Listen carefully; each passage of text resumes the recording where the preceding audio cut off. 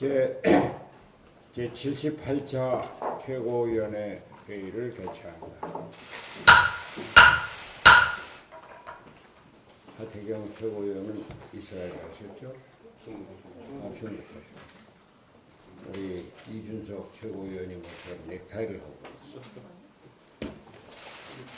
정치는 절망 속에서도 포기하지 않고 한 줄기 희망의 빛을 찾는 것입니다.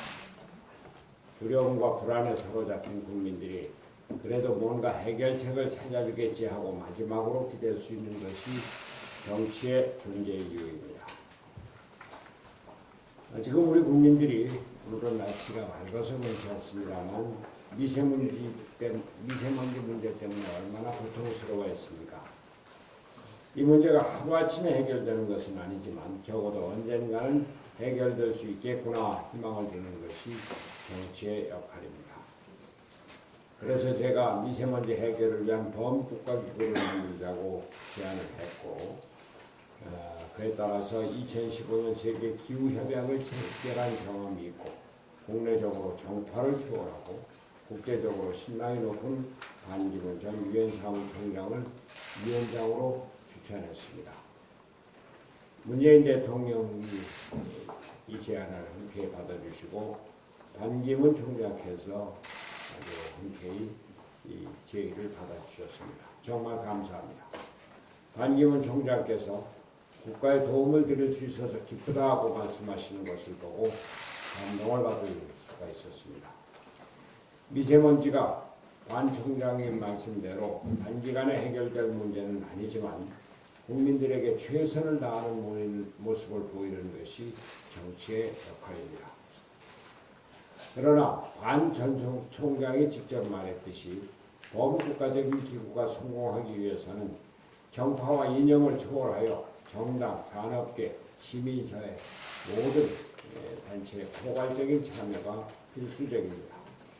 미세먼지 문제는 환경 문제뿐만이 아니라 산업, 에너지, 교통, 국제관계, 노사관계 등 여러 가지 다각적인 문제를 포함하고 있습니다.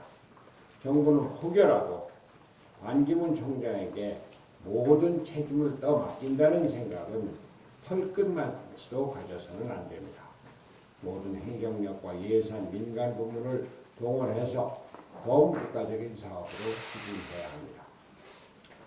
여기서 저는 문재인 정부의 탈원전 정책을 제로 베이스에 놓고 전면 재검토할 수 있다는 의지를 보여줄 것을 제의를 합니다. 탈원전 정책으로 석탄, 화력발전 정책 등 탄소에너지 문제가 날로 심각해지고 있지만 문재인 정부의 탈원전 정책은 미세먼지뿐만이 아니라 지역 경제를 비롯한 국가 경제에도 심대한 영향을 미치고 있습니다. 특히 제가 요즘 가 있는 창원은 아주 대단히 심각합니다. 조선산업, 자동차 산업과 기계공업의 붕괴로 어려움을 겪고 있는 창원은 원자력 산업의 붕괴로 미래를 잃고 있습니다. 창원의 본사를 둔 두산중공업의 경우 지난해 3분기 영업이익이 전년 동기 대비 85.5% 급감했으며 4분기 영업이익도 전년 동기 대비 34.1%, 직전 분기 대비 41.8%가 감소했습니다.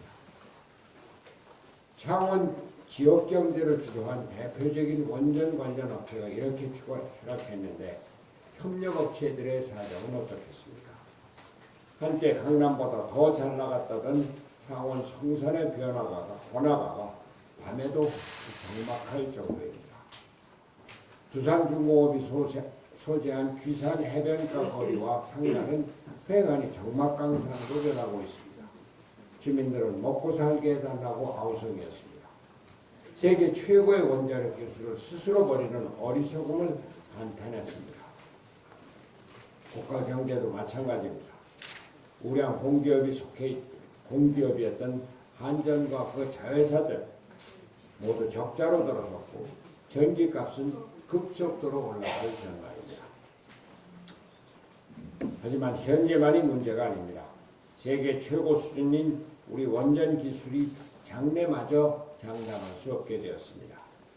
원전 관련 학과를 지원하는 학생이 줄고 고급 인력은 해외로 빠져나가고 있습니다. 축적한 기술을 발전시키는 것은 물론 유지하기도 힘든 실정입니다. 문재인 정부의 시대착오적인 이념 중심의 정책이 지역경제와 국가경제를 파탄으로 몰고 있는 것입니다.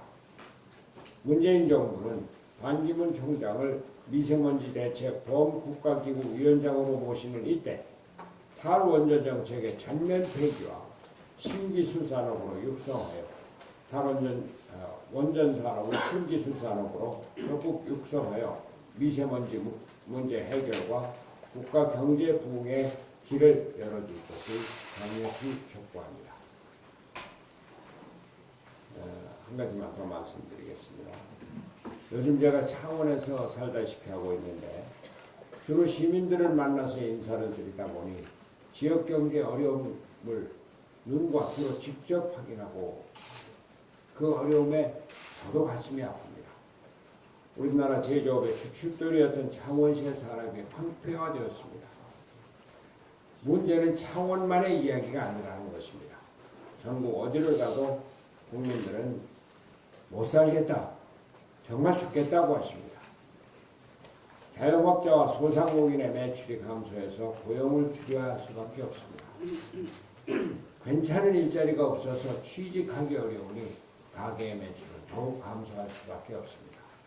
끝없는 악순환입니다. 경제도 경제지만 정신적인 피해가 아주 심각합니다. 국민들이 미래를 잃고 있습니다. 현재도 어렵지만 미래에 대한 절망이 정말 더 어둡기만 합니다.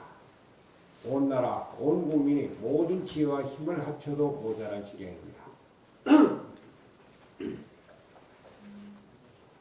그런데 누구보다도 대책 마련에 앞장서야 할 노조와 정부가 우리나라 경제 앞길을 가로막고 있는 현실입니다. 지난 14일 민주노총 산하 금속노조 대우조선 지회 노조원들은 거제시장 집무실을 30분간 점거했습니다. 진입과정에서 출입문이 부서지고 노조원들이 탁자를 던져서 유리가 파손되는 등의 피해가 발생했다고 합니다. 민주노총의 불법 폭력은 어제 오늘의 일이 아닙니다.